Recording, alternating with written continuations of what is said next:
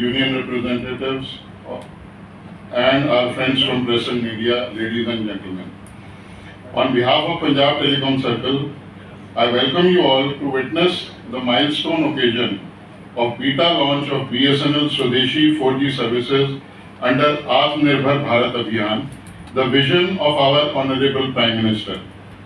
In the spirit of Atmanirbhar Bharat initiative of Government of India to promote indigenous equipment manufacturing in telecom sector and to achieve special vehicle for deployment of Swadeshi equipment in its network. And we in Punjab Circle are very thankful to CMD sir and Director CM sir that they have chosen Punjab Circle as the POC site for testing of the equipment and deployment of 200 sites, which is being done today. मेरा नाम पीके पुरवार है, मैं CMD BSNL। आज आपने 4G launch किया, उसके बारे में देखिए, BSNL का 4G लॉन्च देश के लिए और BSNL के लिए बहुत महत्वपूर्ण है। पहला, देश के हिसाब से देखा जाए तो आज की तारीख में टेलीकॉम जो है वो सुविधा कस्टमर को भी देता है और साथ ही साथ जो भारत सरकार के बहुत सारे इंस्टीट्यूशंस हैं उनको भी हम सर्विस देते हैं। तो सुरक्षा और साइबर सिक्योरिटी एक बहुत बड़ा अहम हिस्सा है BSNL के कल्चर का और ज़रूरतों का।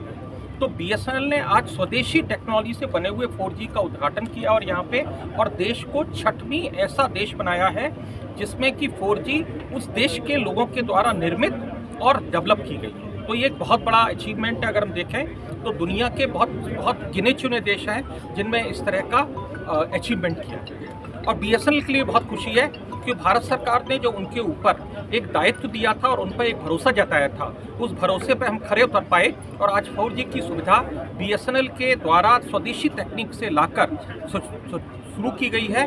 और हम लोगों का ये विश्वास है कि अगले 12 महीने के अंदर 1 लाख नए BTS लगा के BSNL अपने खोए हुए गौरव को पुनः प्राप्त करेगा और BSNL एक सुदृढ़ टेलीकॉम कंपनी बन के उभरेगा। तो BSNL के नेटवर्क इशू के कारण पीछे भी BSNL काफ़ी अपने कस्टमर खो दिए थे। अब ऐसा नेटवर्क में कुछ किया जाएगा कि BSNL के नेटवर्क अच्छे हों? जी बिल्कुल। देखिए, आप अगर देखें तो BSNL अपने कस्टमर को खुश करने के लिए और उनकी सुविधाओं को बढ़ाने के लिए ही अपने नेटवर्क में एक बड़े पैमाने पर इन्वेस्टमेंट कर रहा है।